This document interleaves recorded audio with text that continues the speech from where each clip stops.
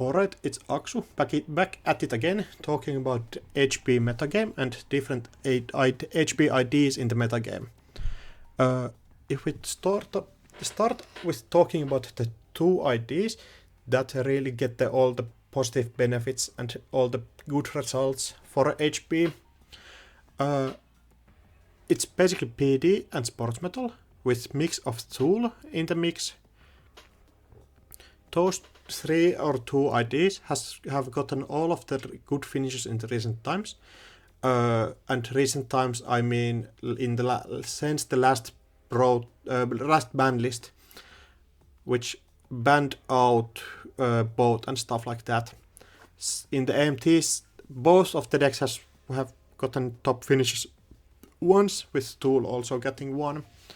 And before that, Sports Metal used to be a really good deck, and PD used to be a top deck as well.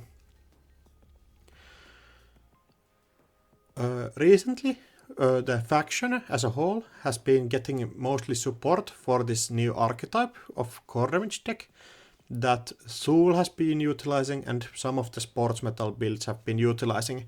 It hasn't ended up being that good, so that good that you use it as a small part of your game plan.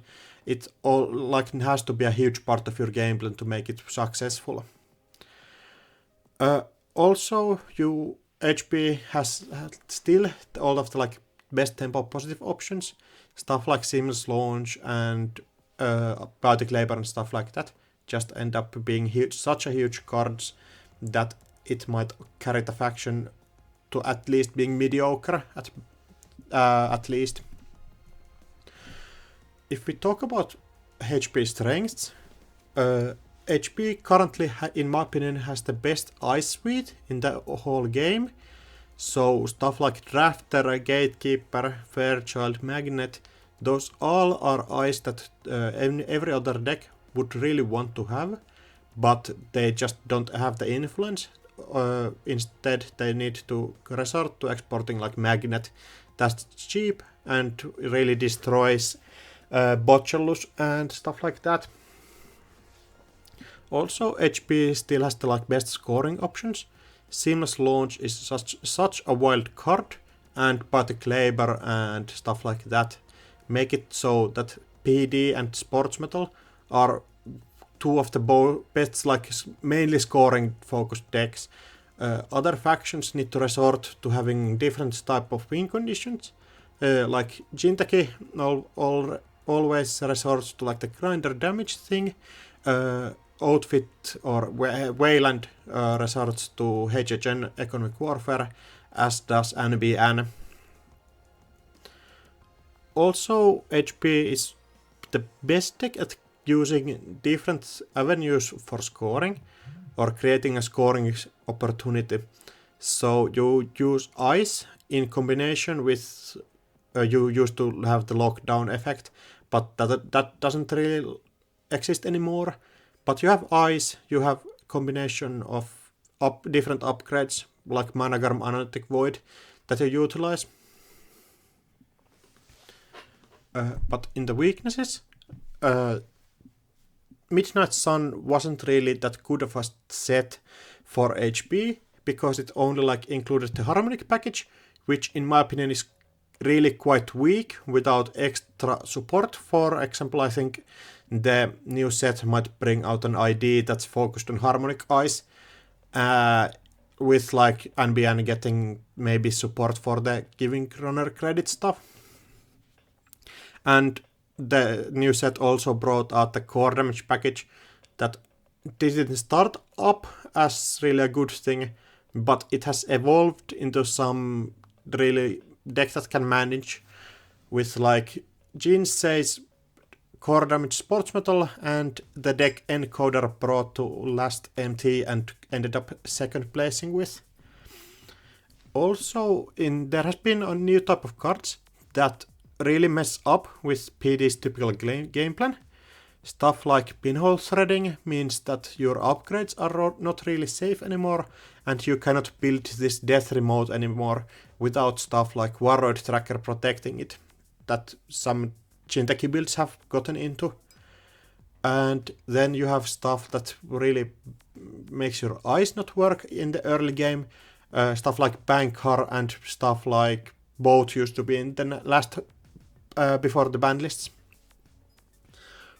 Also, it's kind of hard to find a niche that other factions don't do better. If you want to play really fast, Asmari ends up being better, or Outfit ends up being better. And if you want to play this like slow control type of gameplay, Acme mostly ends up being better, and some like Jinteki builds with Loki Prison and Ski Colchat servers and stuff end up placing at better at events. But if we go deeper into the different IDs, let's start alphabetically with ASA Group, which is somewhere in the mid tiers for factions, and top tier, or at least high tier in the different HB factions. There just don't exist enough good assets that allow you to propel your game plan forward enough to get the victories. There are some things that allow you to get bit trap the opponent, stuff like Trieste Moral Bioroids or Ganked or something like that. But Ganked ends up costing influence, and Trieste is unreliable at times. Like in the previous ban list, or previous rotation, I mean, there existed advanced assembly lines that allow you to pressure out your stuff much more faster, and Jeeves, for example, that is an asset that the opponent is forced to interact, or you just score out 2 4s from the table. One thing Asa has going for it is the turn 1 Rashida gameplay. It's the second best Rashida enabler in the whole game, right behind ob decks that get like 2 different type of eyes on the same remote first turn. But that doesn't end up being that great if you cannot continue to propel your game plan forward with really good early scores, or stuff that allows you to close out the game, such as ob can do much better. Also, it's really hard to contest a PD in your efficiency. In ASA, you have to recur your events in different sort of types, so just spin doctoring seamless launches back into deck, or just you needing to use manual clicks to advance the cards, while as PD just gets the same seamless launch back into its deck every turn and keeps rotating that continuously. Then one of the weaker ideas currently, it's Architects of Tomorrow, which is like the quotation mark glacier identity of PD or HB. It feels like it should be a really good idea, but in the end it doesn't just end up doing too much because multiple different factors. One, runner economies are just too wild. You just cannot keep them out by building big walls of ice without them ice being absolutely busted, like Acme ice, for example. Here you have to spend like a real amount of credits every time. And then you need to have extremely high amounts of good bioroids. Now you have to resort to playing something like Bran or Ravna or something like that you don't kinda want to be playing in normal decks. Also, the 12 influence hurts you quite a bit, as just you need to find some ways to build a remote, and if you want to include stuff like border control or Analytic Void, that will cost you super extra.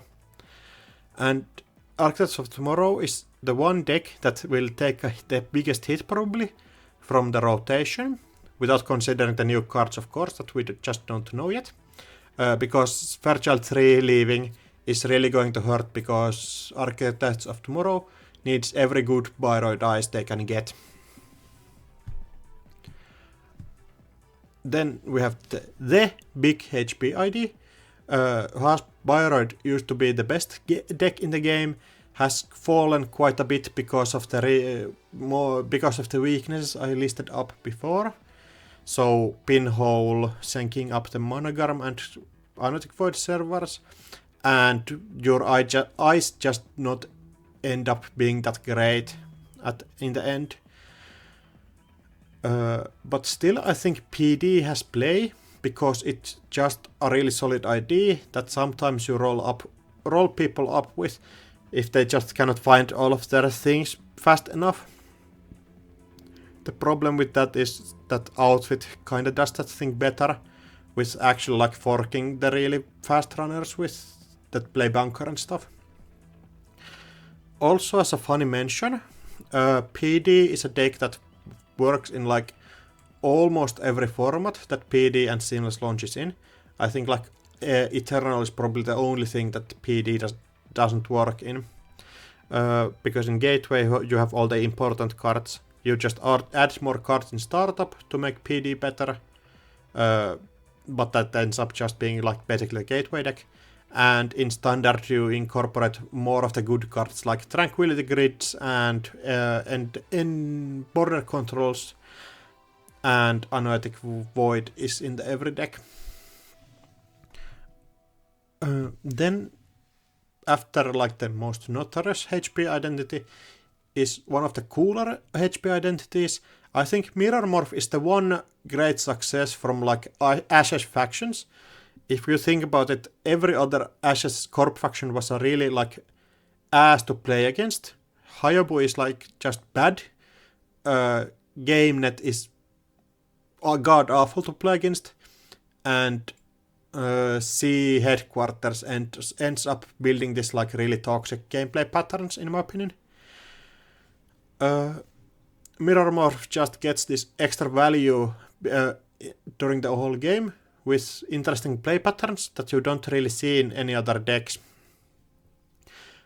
It just ends up being that you getting different kinds of credit values and click values doesn't end up being that great if you consider the option of just playing PD and hammering through never advanced 2/4s. But I actually think Mirror Morph might have the source if you force yourself to build a Mirror Morph deck. I think it could take down an AMT with, but it might just end up being really hard. And I hope that people play more Mirror Morph because it's just so cool. I am probably too much of a spike to do it, but I hope other people do. Then the other big HP ID, Sports Metal, or as we call it in Finland, Sporttimetalli. You just gain huge amounts of tempo from the runner interacting with you and stealing all of your low point agendas like Mega Prixes and what's the other 3-1 Hyperloop extensions. Also, I think Sports Metal is a really weird deck in the metagame because it sometimes takes up like good finishes, but mostly ends up being a deck that people bring, but don't really do that well with. I think like in most tournaments, Sports Metal is in like top half at least of factions that are played, but almost every time ends up being the majority in the bottom tables or lower tables. I think this is because it's maybe a bit beginner focused idea that people bring because it's such an easy thing to make, and it has the variance of a deck that like could win against anybody, but the variance is just a bit too high to make it a really consistent good player deck. And it's one of the HP decks that has different versions. I think most of the other HP decks kind of do what they say on the tin, but Sports has this two different style of lists that you sometimes might catch people out with, like typical FA list with Audacity and just windmilling agendas out, and then there's like the Jinsei's core damage lists that use Hangeki and ontological dependence and their fast advance.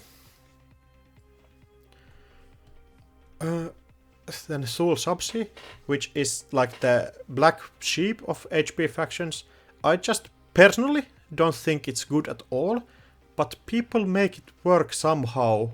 Like Encoder finished up second at the last AMT with Soul, with like Hangeki Soul, I think. So it cannot be that bad, but the ID ability just in like my theory doesn't end up being that great, because you don't want the runner to slow down, you want to propel yourself forward. And I think like Soul is the one deck that really utilizes the new cards better than all of the rest, but it ends up being as well that Soul uses one or two of the new cards, but like half of the core image cards just end up seeing not any play. Stuff like Hypoxia and Dupe Stud grids just end up being too expensive for getting the 2 core damage.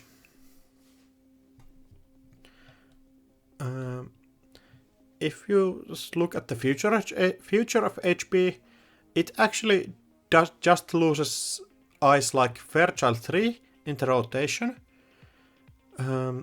I have forgotten to mention here that it's also losing GFI, but you might be okay with playing a bit weaker of an agenda suite if you just get the scoring cards in the new set.